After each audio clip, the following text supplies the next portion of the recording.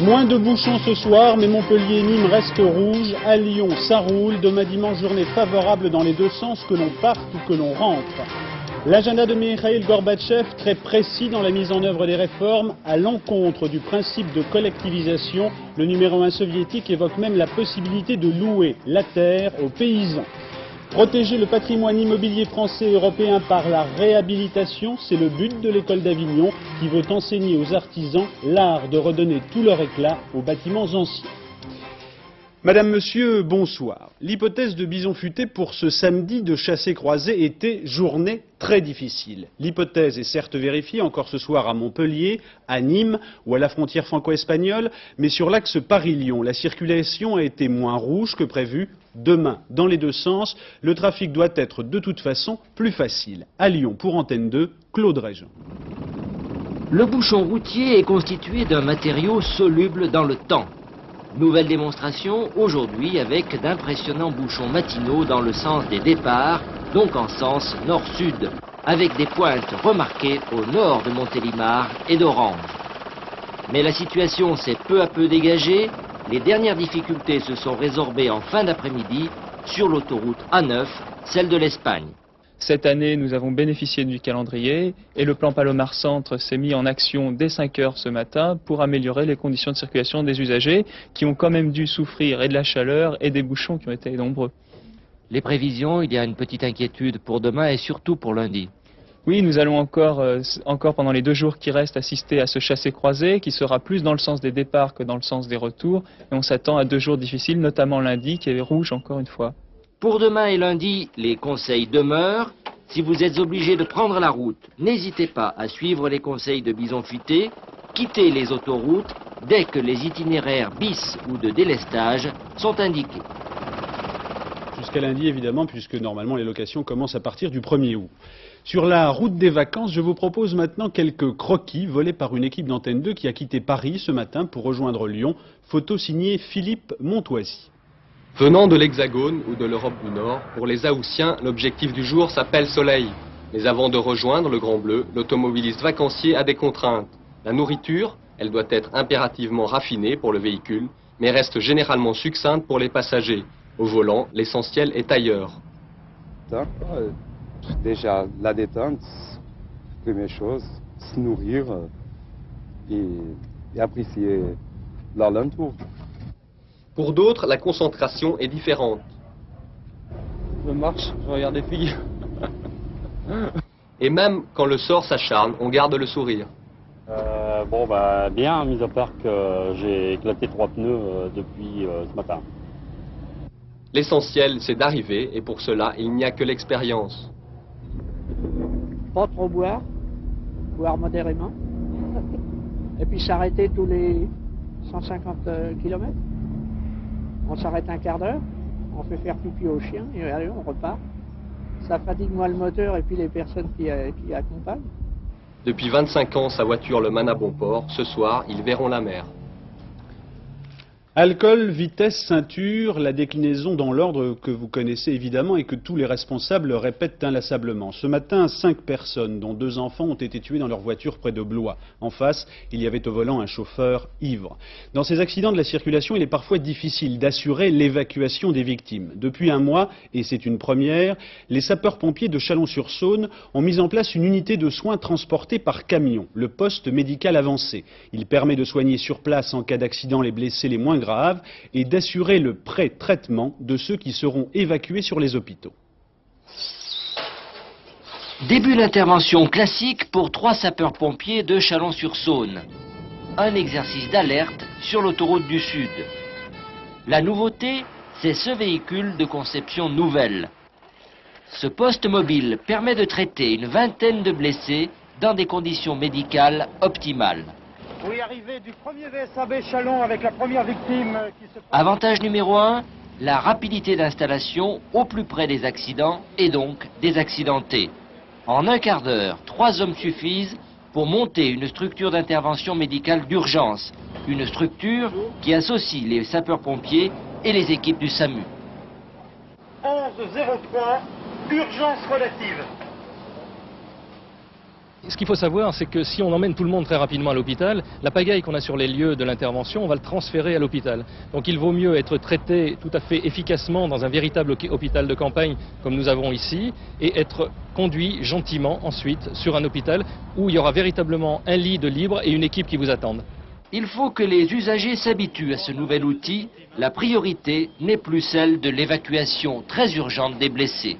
À l'intérieur de cette structure, donc de ce véritable hôpital, nous avons surtout des équipes médicales très compétentes, puisque nous disposons de 3 anesthésistes réanimateurs qui sont particulièrement performants et qui ont les mêmes appareils qu'à l'hôpital. Donc les soins sont les mêmes et ça permet de traiter encore plus rapidement et plus efficacement les blessés. Les pompiers de Chalon-sur-Saône sont les premiers à utiliser ce poste médical avancé. Ce n'est pas un hasard, car Chalon est au milieu de l'axe autoroutier Beaune-Tournu, la voie la plus fréquentée dans toute l'Europe au moment des départs et des retours en vacances. Dans le ciel, les encombrements aériens semblent être également moins nombreux que prévu. Vous savez que 5000 avions seront traités par les aiguilleurs du ciel en France sur ces 4 jours. Selon les responsables de la navigation aérienne, les retards vendredi n'ont pas excédé 1 heure. Ces difficultés sont identiques dans les autres pays d'Europe. En Allemagne, les militaires ont même libéré des couloirs aériens pour rendre plus fluide le trafic civil. À Francfort, c'est le 2e aéroport européen après Londres, enquête de Philippe Rochaud. À 11h30, on est supposé décoller, mais on est là depuis 10 heures et on attend toujours. Inquiétude aujourd'hui injustifiée chez les 50 000 candidats au départ qui se pressent chaque jour à Francfort, le 2e aéroport d'Europe. La décision de la défense allemande de céder des couloirs aériens à l'aviation civile limite les retards à moins de 2 heures. Ici, 2 vols sur 3 sont des vols militaires, 2500 par jour. Des avions qui doivent partir à l'heure au mépris du trafic civil.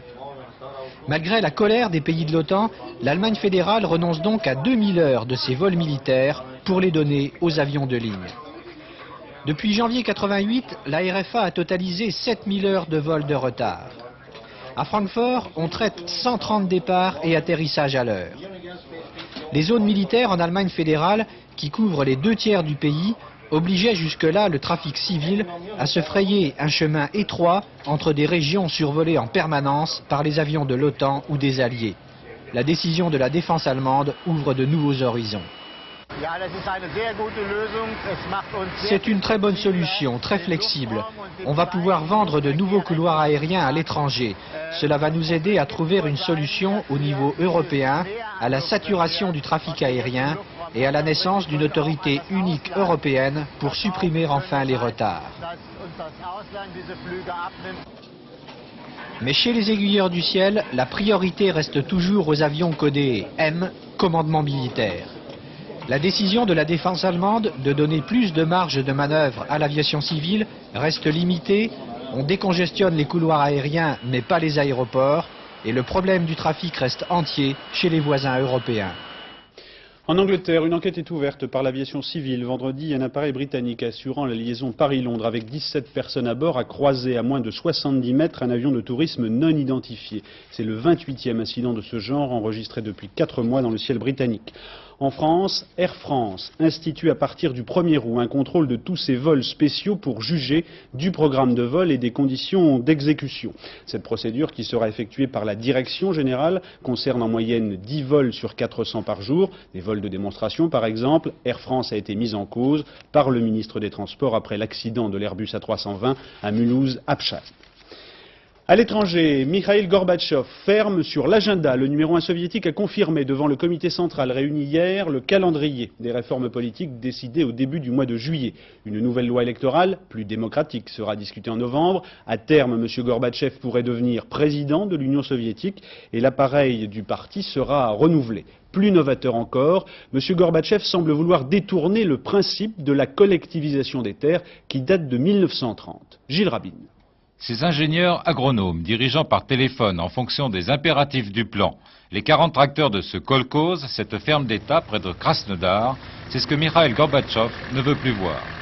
Gorbatchev, qui en décidant que les terres pourraient désormais être louées pour 20, 30 ou même 50 ans aux paysans, s'attaque à l'un des principes fondateurs du régime soviétique, la collectivisation des terres. Une décision historique qui aboutira en fait, si elle est appliquée, au démantèlement des fermes d'État.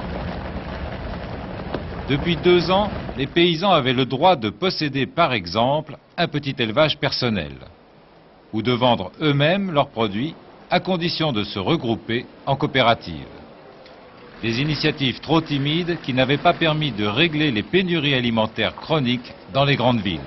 L'ancien maire de Moscou, quand il avait voulu imposer une solution, avait dû faire construire ses magasins en bois dans les rues de la capitale pour court-circuiter tout simplement le réseau déficient des magasins officiels. La terre aux paysans, une mesure audacieuse qui pourrait donner un vrai espoir. Par exemple à ce cultivateur kolkhozien rencontré fin juin à Moscou et qui nous disait « C'est la maison soviétique tout entière qu'il faut reconstruire, monsieur. Comment nous en sommes arrivés là? Je ne le comprends pas. » En Arménie soviétique, 300 000 personnes auraient à nouveau manifesté hier soir à Erevan. Le comité du Karabakh, officiellement dissous, aurait lancé une série de pétitions réclamant à nouveau le rattachement à l'Arménie de cette région administrée par l'Azerbaïdjan, alors que le Kremlin a déjà dit non. Les parents de Laurent Vigneron, mis en cause par les autorités grecques dans l'attentat du City of Poros, ont déposé une plainte avec constitution de partie civile. Ils souhaitent porter plainte en diffamation contre plusieurs journaux grecs qui avaient pris le relais et fait de Laurent Fignon une figure terroriste. L'avocat de la famille, Maître Collard. J'ai pris contact avec un avocat grec. Je dépose plainte avec constitution de partie civile, en application des articles 56 et 67 du Code de procédure pénale hellénique. Je vais déposer plainte pour diffamation contre tous les journaux qui se sont permis d'assassiner moralement, après qu'il fût assassiné physiquement, un jeune Français qui ne demandait qu'à passer des vacances heureuses. Mettre un terme à cette sordide histoire où la mort le dispute à la diffamation. Maître Collard, avocat de Laurent Vigneron. En Afrique du Sud, une bombe explose dans un centre commercial près de Johannesburg. Il y a 57 blessés. L'Afrique du Sud connaît une vague d'attentats depuis plusieurs mois qui ont fait au moins 19 morts. Hier soir, 2 bombes avaient explosé dans des cinémas du pays qui affichaient Cry Freedom, le film de Sir Richard Attenborough, qui évoque la mort en prison en 1977 du militant noir Steve Biko. La police sud-africaine avait fait trop bien son travail. Il y avait eu bavure. Ce film, d'abord autorisé par la censure, a été retiré de l'affiche dans la même journée par le gouvernement. À ce propos, écoutez ce que dit Donald Woods, le journaliste et l'ami qui a vécu la vie et la mort de Steve Biko et qui sert de modèle à l'un des personnages du film. They were confused as to how to go about stopping it because I think their initial reports led them to believe they might discredit the film. You know, let it come in, show, and then pull it to pieces. And I think they put teams of researchers on this.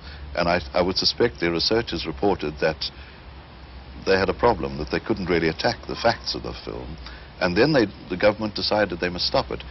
And initially they hoped the Publications Board would reverse its ruling. And when they didn't, the government then decided to resort to the police as usual. What impact do you think the film would have had it had wide distribution in South Africa? Tremendous impact. It's a film which all South Africans, whether they're for or against the film, will know to be true. And that's the power of the film. It's a true story. And it's been seen by, you know, so many people in the rest of the world, and there's the feeling that they would like to see it themselves. Une semaine après les affrontements entre les vigiles et les syndicalistes à l'imprimerie Didier de Massy, le travail devrait reprendre lundi 1er août grâce à l'accord intervenu tard hier soir. Le retour des 318 salariés dans l'usine implique la réintégration des 19 salariés dont le patron imprimeur avait demandé le licenciement à l'inspection du travail. Ce soir, avec Jacques Violet, nous revenons sur les bagarres de lundi dernier. On y a vu des vigiles armés de fusils, ce qui, dans ce cas, n'est pas autorisé par la loi. Après plusieurs heures d'affrontements très violents avec les militants de la CGT, les vigiles présents dans l'usine se retranchent dans les bureaux de Jean Didier et sur les toits au 3e étage du bâtiment. Les accrochages continuent. Il va tirer. Les militants de la CGT sont accueillis par des hommes masqués armés de fusils à pompe qui tirent. Pour un des patrons de la société chargé de la sécurité de l'entreprise, mais aussi de la protection rapprochée de M. Jean Didier, et sur le terrain ce jour-là, ces hommes n'appartiennent pas à sa société. Pour moi, je ne sais pas qui étaient ces gens d'abord armés. Vous dites que ce ne sont pas des gens de chez nous, mais vous étiez bien sur place. Alors, qui c'est? Ce sont des gens que vous ne contrôliez pas? Que je ne contrôlais pas, non, puisque j'ai très bien pu leur interdire de tirer. Et lorsque ils ont tiré vers la fin parce qu'ils étaient acculés, ils ont tiré en l'air pour faire peur. Mais par contre, je ne sais pas d'où viennent ces gens-là. Ils étaient sur place et... Mais vous les avez vus, vous les avez pas reconnus comme étant du personnel à vous. Négatif. Et vous leur avez donné l'ordre quand même de ne pas tirer. Exactement, et ils ont accédé à mon souhait. C'est ça que j'ai pas compris et qui est très bien dans un sens. Alors, ces gens-là, ils sont arrivés, ils ont disparu de la même façon. Une disparition bien mystérieuse. Il existe en France aujourd'hui de nombreuses entreprises privées chargées de protection rapprochée. Elles ne sont régies par aucune loi. A l'inverse, les sociétés de gardiennage et de transport de fonds obéissent à une loi de 1983 très stricte, notamment sur le recrutement. Chaque embauche est soumise à une autorisation préalable délivrée par la préfecture de police. Pour ces entreprises de surveillance et pour les syndicats de policiers, la prolifération de ces sociétés de gros bras est dangereuse. Ils demandent une nouvelle loi. Il est évident que des comportements comme ceux que l'on a vus sont tout à fait regrettables et déplorables et portent préjudice à l'image de marque des professionnels que nous sommes. Dès que nous avons eu connaissance de cet incident, pour le moins, nous avons fait part au ministre de l'Intérieur, M. Pierre Joxe, de notre préoccupation en ce qui concerne la prolifération de ces officines qui se transforment parfois, comme c'est le cas ici, en milices, en lui demandant une réglementation draconienne. Actuellement, en ce qui concerne le port d'armes, seules les entreprises de gardiennage et de transport de fonds peuvent être armées dans les conditions réglementaires en vigueur. En revanche, les personnels des entreprises de protection de personnes ne peuvent être armés. Économie et bon point ce soir pour une petite entreprise française, Acatronic. Elle s'est lancée dans la production de calculettes, un exploit quand on sait que jusqu'à présent sur 10 000 calculettes fabriquées dans le monde, 10 000 venaient d'Asie du Sud-Est ou des États-Unis. Christophe Martet. Rien ne la distingue des autres, et pourtant, cette calculatrice est unique. C'est la seule fabriquée en France, un pari fou, mais qui, tout compte fait, peut s'avérer rentable. On a tendance à ne penser qu'Extrême-Orient, coûts salariaux très faibles, sans tenir compte de tous les frais annexes et connexes, qui sont des fois très importants. La calculatrice départ Hong Kong, nous dans 100 francs, serait probablement arrivée en France à un prix de 120 francs. On sait la fabriquer en France pour un prix équivalent. Artisan de cette mini-révolution dans le monde de l'électronique, Michel Maillet, ancien directeur du laboratoire de recherche de Thomson, il est licencié en 85 quand le groupe décide de fermer son usine de Moulins. Avec 9 personnes, il fonde sa propre entreprise et se lance dans la fabrication d'un produit qui semblait hors de portée, la calculatrice de poche. Une calculatrice programmable qui permet notamment de calculer la TVA. Un an après, c'est un succès. Dès l'instant où on a eu l'idée, qu'on a eu le premier prototype, je suis parti directement voir des directeurs de centrales d'achat et elle était très bien perçue. Le fait qu'elle soit d'abord made in France et ensuite qu'elle ait une particularité, c'est le ressort de TVA. Avec 3000 unités vendues chaque mois, la calculatrice représente 40% du chiffre d'affaires de l'entreprise. Mais son impact sur l'image de marque est bien plus grand. Ça nous a permis d'avoir une image de novateur un petit peu, de gens qui relèvent le gant, qui relèvent le défi, en toute modestie. Hein. Quand on fabrique une calculatrice, nos compétiteurs au niveau mondial en fabriquent 10 000. Hein. Donc il faut remettre les choses à leur vraie place. Mais si on arrive à couvrir 1% des besoins français en 88, ce sera bien. Et puis 1% c'est mieux, c'est un départ, hein. Il faut bien démarrer. Aujourd'hui, Michel Maillet peut garder le sourire. L'entreprise est en plein développement. La preuve, l'effectif devrait doubler d'ici l'an prochain. Redonner à l'histoire et à ses bâtiments tout leur éclat, c'est l'ambition depuis 2 ans de l'école d'Avignon. Elle organise des stages, par exemple en ce moment pour des artisans français et allemands, qui parfois ont été déqualifiés par le béton. À la clé, il y a en Europe la protection et la réhabilitation du patrimoine immobilier. Jean Pézieux. À Note, un vieux village entre Nice et Digne. Pour préserver son caractère qui plaît aux touristes, le maire a décidé d'aider les artisans à restaurer les maisons à l'ancienne. Encadrés par des formateurs, les stagiaires ici badigeonnent la façade avec un enduit à base de chaux et de pigments naturels de Provence. Les teintes sont copiées sur les façades de maisons existantes. Parmi les artisans stagiaires, des Allemands. En Allemagne, j'ai jamais vu de faire les enduits comme ça, hein, de faire les enduits en fresco et avec des trucs naturels. En Allemagne, on connaît seulement les peintures artificielles. Hein. Ces maisons crépies au ciment attestent la perte d'un savoir-faire que le stage en cours vise à réapprendre. Ici, technique dite à la fresque, un mortier frais sur lequel on applique la peinture à l'eau. La fresque est beaucoup plus solide finalement que toutes les autres applications qu'on peut faire soi-même avec des peintures, soit avec des mortiers, parce que la couleur est inaltérable, elle est enfermée complètement dans le mortier. L'école d'Avignon, depuis 4 ans, apprend aux artisans la restauration à l'ancienne. Pour son premier stage international, elle rassemble ici 40 jeunes, moitié français, moitié allemands. Après les enduits, la peinture au décor, faux bois, fausse moulure, faux marbre, ici on enseigne le trompe-l'œil. On a mis une matinée pour apprendre la fausse pierre. Mais vous aviez déjà un acquis. Un acquis graphique, un acquis décoratif, de décoration. Autre atelier, restauration des portes et fenêtres. Étonnement des Français, les menuisiers allemands sont tous diplômés, bac ou BTS. En France, on a un peu trop encore l'habitude de considérer que les travaux manuels, c'est la voie de garage pour les gens qui n'ont pas réussi leurs études supérieures. Ça change petit à petit. Et je pense qu'à travers des échanges comme ça, des artisans français se rendront compte qu'après tout, ça ne fait pas de mal d'avoir fait aussi autre chose. Après 15 jours en France, les stagiaires passeront 15 jours en Allemagne, histoire de poursuivre ensemble leur réapprentissage. Financé à part égale par les professionnels, l'industrie, le gouvernement et la communauté européenne, le stage de l'école d'Avignon aura redonné à de jeunes artisans le savoir-faire nécessaire à la protection d'un patrimoine menacé. Intérêt pour tous, la commune, les particuliers, les artisans, la protection du patrimoine orientée vers le tourisme est devenue aujourd'hui un atout économique.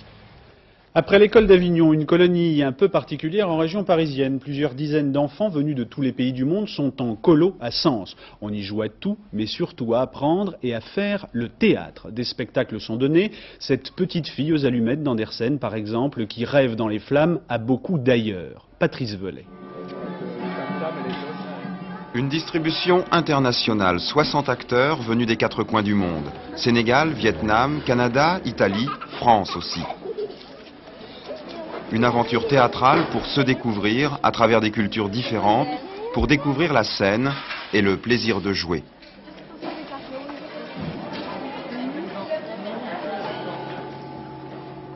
Quand je craque une allumette, c'est une fête autour de moi. Tout est clair dans mon cœur. Je vois des gens et des pays que je ne connais pas. Oui. Mày làm cho tao đẹp thiệt đẹp coi. Dạ. Cette année, on va organiser une grande soirée. Je vais être la plus belle. J'aime bien me mettre dans la peau d'une autre, avoir un autre caractère que le sien. Ce qui est sûr, c'est que cette petite fille, elle a besoin de tout. Elle n'a rien, ni personne. Et qu'elle a du coup un cœur et un esprit prêts à accueillir tout ce qui lui sera donné. Depuis que tu as rencontré notre fils, tu es de notre famille. Être acteur, c'est très difficile. Parce que, bon, il faut faire face au public, sans rire. C'est difficile? Ouais. Que des fois, on me fait rire et je ne veux pas rire. Est-ce que tu crois que c'est important que les enfants des différents pays se retrouvent? Oui. Pourquoi? Comme ça, déjà, on peut avoir plusieurs amis de tous les pays, on peut s'écrire, on peut savoir comment ça se passe là-bas. Il y en a encore qui ne sont pas prêts. Respirez. La petite fille rêve d'enfants qui ce soir pour le dernier spectacle toucheront peut-être le cœur des adultes. Le sport avec un fort beau record à 101 mètres de profondeur par le plongeur italien Enzo Maiorca. Vous le voyez ici en train de descendre à 101 mètres. Il s'agit en fait d'un record mondial et ce sera peut-être aussi une nouvelle page de l'histoire du film Le Grand Bleu de Luc Besson, dans lequel, vous le savez, le héros Jacques Mayol est fou de plongée et s'amuse à établir des records. Il est donc descendu, cet homme, à 101 mètres de profondeur. C'est un record du monde. La finale du Grand Prix de Bordeaux en tennis opposera demain à 14h30 l'Autrichien Muster à l'Haïtien Agenor. Muster a battu son compatriote Skov 4-6, 6-4, 7-5 et Agenor a sorti en 3-7 Noah 4-6, 6-2, 6-3. Défaite logique, Yannick Noah une nouvelle fois à la peine. Anne Mourou. Yannick Noah blessé, Yannick Noah qui souffre un peu plus à chaque match. Avant d'un seul genou, aujourd'hui des deux. Face à Agenor, la condition physique du Français a lâché une nouvelle fois. Noah gagne facilement le premier set, mais dès le début du deuxième, il use d'amorti. Sa tactique, réduire au maximum l'échange. À 5-2, le Français laisse filer la manche. 40. Déjà, les jambes ne suivent plus.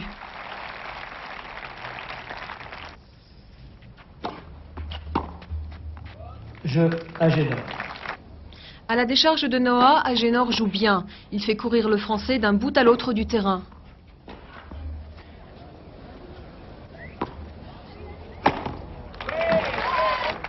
L'Haïtien veut sa deuxième finale consécutive à Bordeaux. Il l'aura.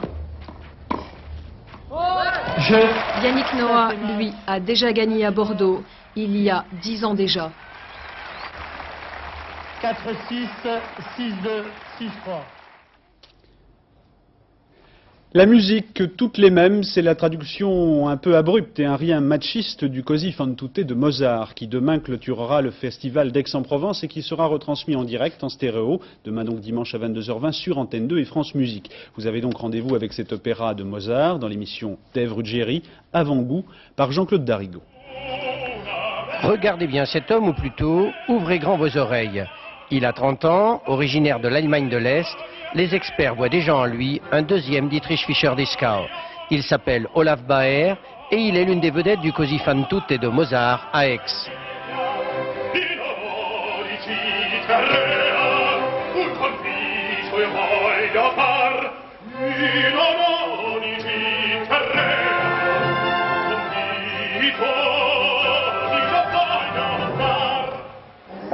Dans toute la presse, on dit que vous êtes le meilleur. Qu'en pensez-vous?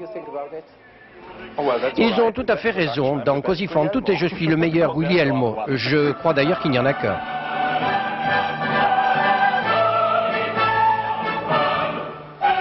De l'humour donc, mais surtout beaucoup de talent. Un talent qu'il partage sans jalousie avec d'autres stars de l'art lyrique dans cet opéra bouffe de Mozart qui est une méditation allègre sur l'infidélité des femmes et peut-être aussi sur celle des hommes.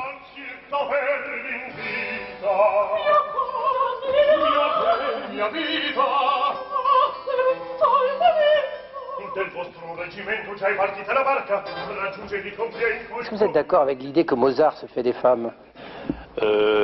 Il faut dire à une femme, je te crois et je ne demande pas de preuves. C'est comme ça qu'on a la sécurité intérieure? Je pense, oui.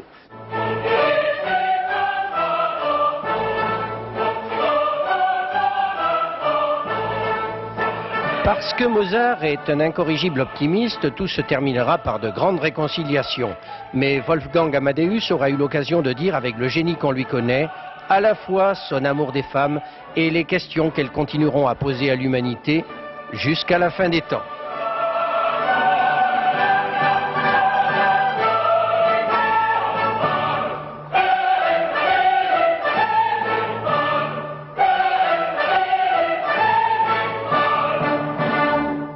Rendez-vous demain soir à 22h20 sur Antenne 2. Tiercé écarté aujourd'hui à Saint-Cloud dans le prix du Petit Bosque. Le tiercé, combinaison gagnante 7, 6, 5 dans l'ordre pour 5 francs, 505 francs dans un ordre différent, 101 francs. Le quarté plus 7, 6, 5, 2 dans l'ordre 985 francs 80 dans un ordre différent, 106 francs 80, le tout pour 6 francs. Les pronostics de Pierrette Bresse pour le tiercé écarté, c'est demain à Anguien, prix de la place Vendôme. Il y a 20 partants. Les pronostics de Pierrette, le 10, le 4, le 14, le 17, le 16, le 19, le 3 et le 2. Voilà, c'est la fin de ce journal. Dans un instant, vous avez rendez-vous avec José Blanc-Lapierre pour la météo, et c'est beau pour ce dimanche. Demain, un rendez-vous d'information à 13h avec Philippe Gassot. Pour ma part, je vous retrouverai avec plaisir demain soir à 20h. Bonne soirée à tous.